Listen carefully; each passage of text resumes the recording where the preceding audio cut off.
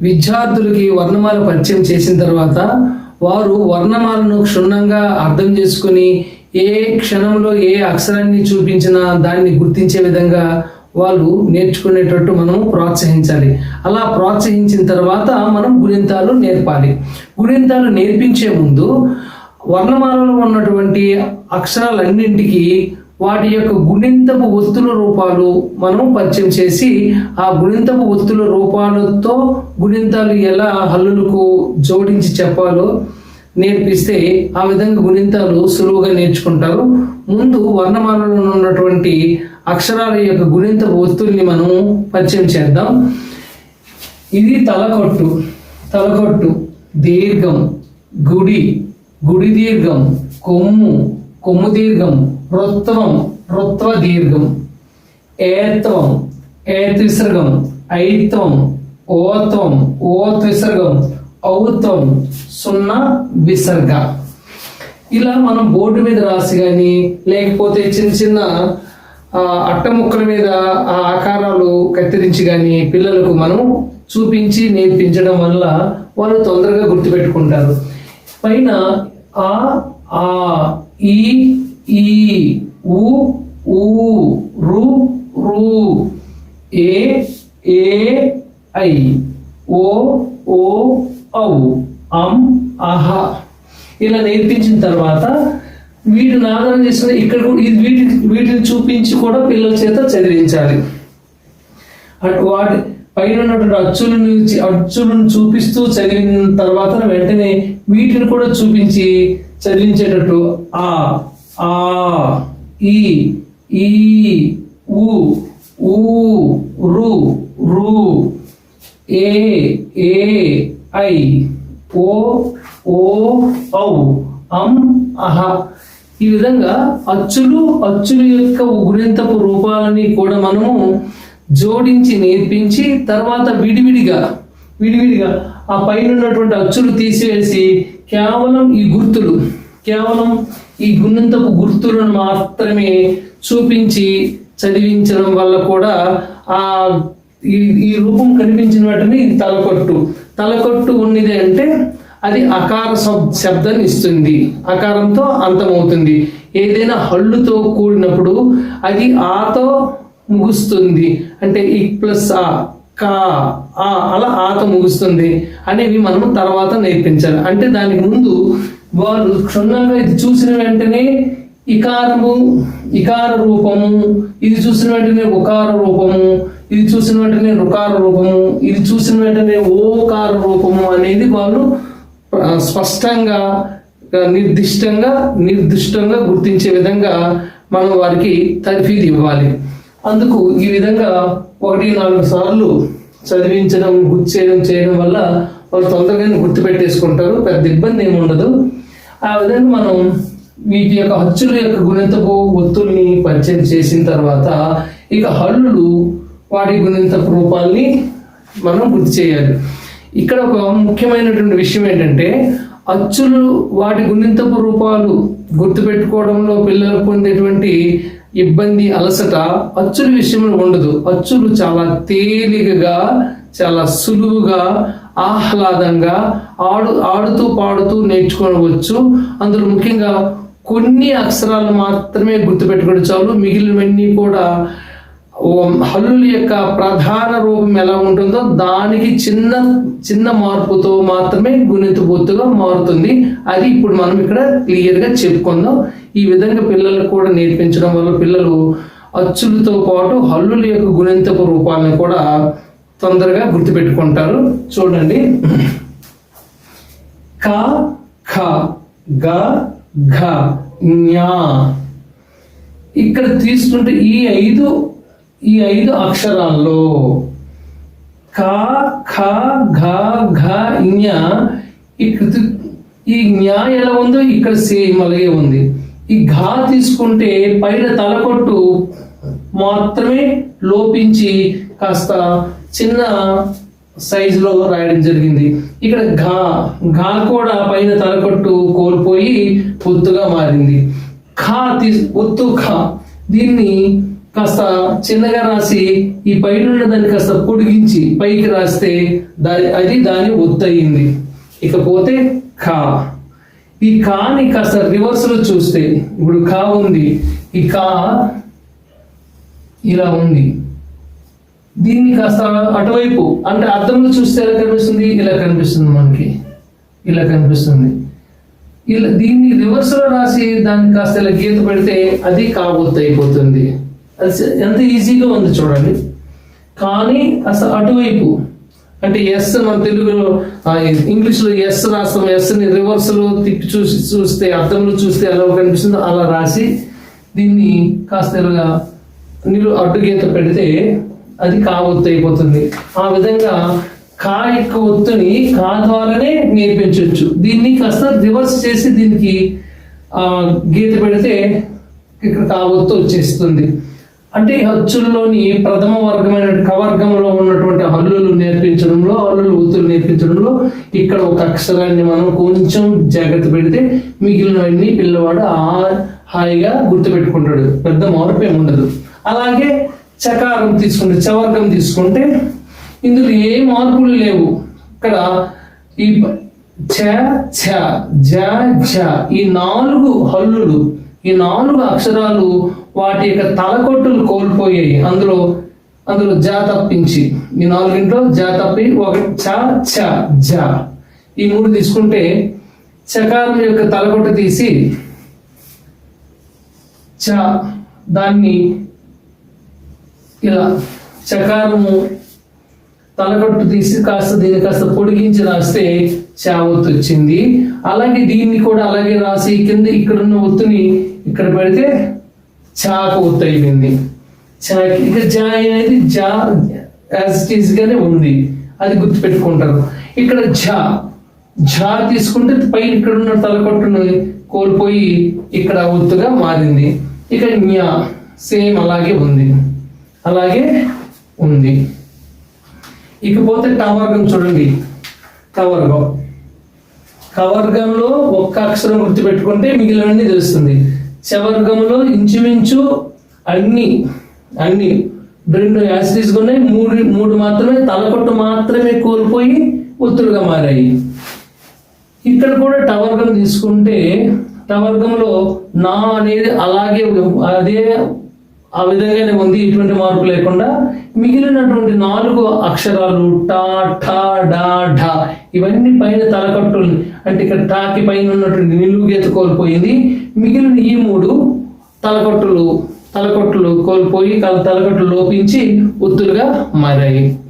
కాబట్టి ఈ టవర్గం నేర్పించడంలో, గుర్తుపెట్టుకోవడంలో కూడా పిల్లలకి ఎటువంటి ఇబ్బంది ఉండదు.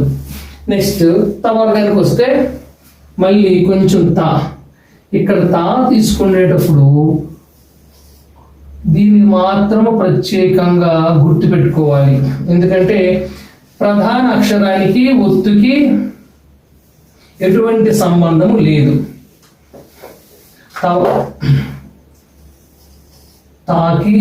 ఒత్తుకి ఏ విధమైనటువంటి పోలిక లేదు. కనుక ఈ ఒత్తుని ఇక్కడ ఐతం ఉంది చూసారా, ఐతము ఐతంలో కింద ఉన్నటువంటి దాన్ని కాస్త రివర్స్ చేస్తే తావొత్తుగా మారుతుంది అని పిల్లలకు చెప్పి అది గుర్తుపెట్టుకునే విధంగా చేస్తే మంచి ఫలితం ఉంటుంది. ఇకపోతే ధా ఈ 3 అక్షరాలు తలకట్టులు కోల్పోయి సేమ్ అదే రూపంలో ఉన్నాయి. మళ్ళీ నా ఇది దీనికి కూడా ప్రధాన అక్షరానికి ఒత్తుకి పోలిక లేదు. ప్రధాన అక్షరానికి ఒత్తుకి మధ్య ఎటువంటి పోలిక లేదు. ఇది కూడా కొంచెం జాగ్రత్తగా మనము పిల్లలకి నేర్పించాలి. మిగిలినటువంటి అంటే కవర్గంలోని ఒత్తుని తర్వాత చవర్గంలో ఇబ్బంది లేదు, టవర్గంలో ఒత్తుని తవర్గంలో నా ఒత్తుని ఈ రెండింటిని గుర్తుపెట్టుకోవాలి. ఇక పవర్గం తీసుకుంటే ఈ పా ఉన్నటువంటి పాకు తలగొట్ట తీసేసి కాస్త దాని పైన పెడితే దాని ఒత్తు అవుతుంది, ఒత్తు వస్తుంది. అదే ఒత్తు అక్షరం హా అయితే దానికి ఇలా పెడితే హా ఒత్తు అవుతుంది. అందుకు అది కూడా పిల్లలు బాగా గుర్తుపెట్టుకుంటారు. నెక్స్ట్ భా, బా కూడా ఇది బా, దీన్ని కాస్త పైకి తీసుకెళ్తే భావొత్తు, ఈ తలకొట్టు తీసేసి దాన్ని పైకి తీసుకెళ్తే భావొత్తు అవుతుంది. ఈ విధంగా పిల్లలు అక్కడ గుర్తుపెట్టుకోవాలి. తర్వాత మా మా మా మా ఒత్తుకి మా అక్షరానికి ఒత్తుకి ఎటువంటి పోలిక మళ్ళీ లేదు, ఎటువంటి పోలిక లేదు. ఈ విధంగా తా ఒత్తు, నా ఒత్తు, మా ఒత్తుని ప్రత్యేకంగా మనము నేర్పించి గుర్తుపెట్టుకుంటే ఇక్కడికి 1 2 3 4 5 25 అక్షరాల్లో ప్రధానంగా గుర్తుపెట్టుకోవాల్సిన 3 మాత్రమే. ఇది పెద్ద కష్టమేం కాదు పిల్లలకి.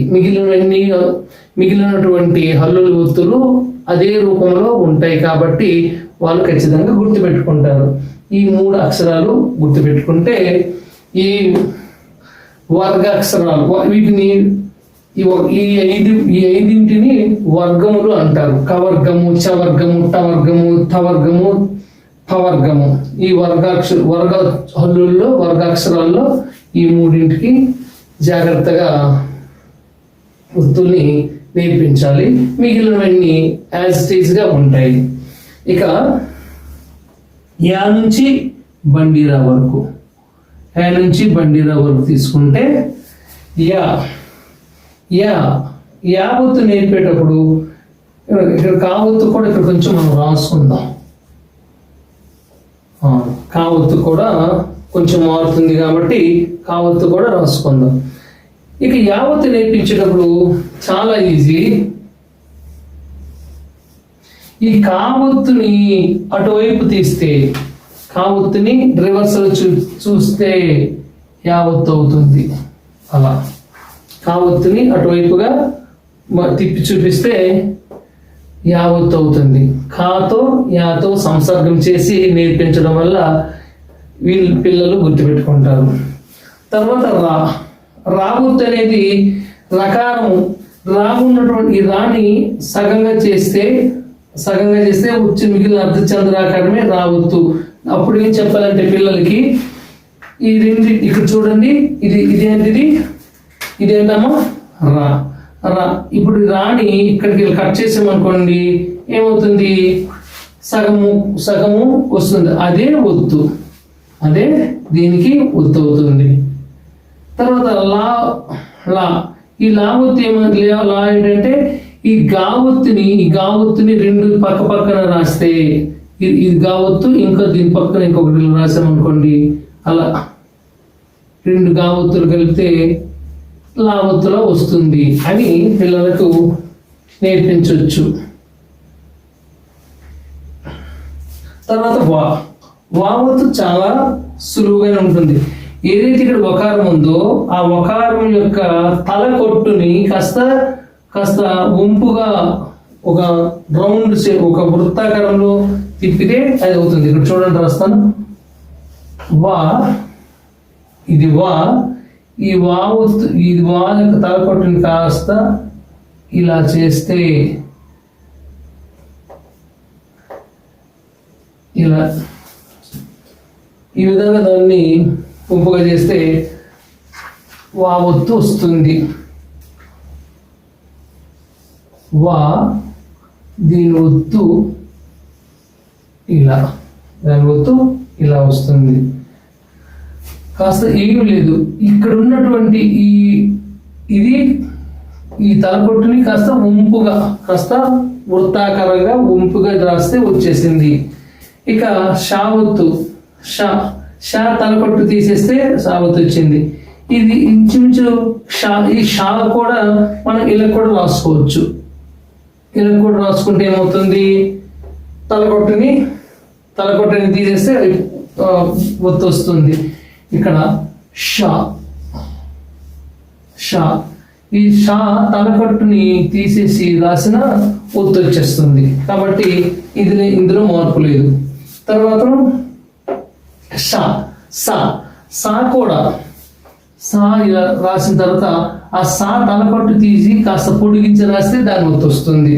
ఇక హా ఒత్తు హాకి తలకొట్టు తీసేస్తే దాని ఒత్తు అవుతుంది. లా తలకొట్టు తీస్తే లా ఒత్తు వస్తుంది. ఇక్కడ ఈ బండిరా కాస్త చిన్నగా రాస్తే అది ఒత్తు అవుతుంది. ఈ విధంగా మనకు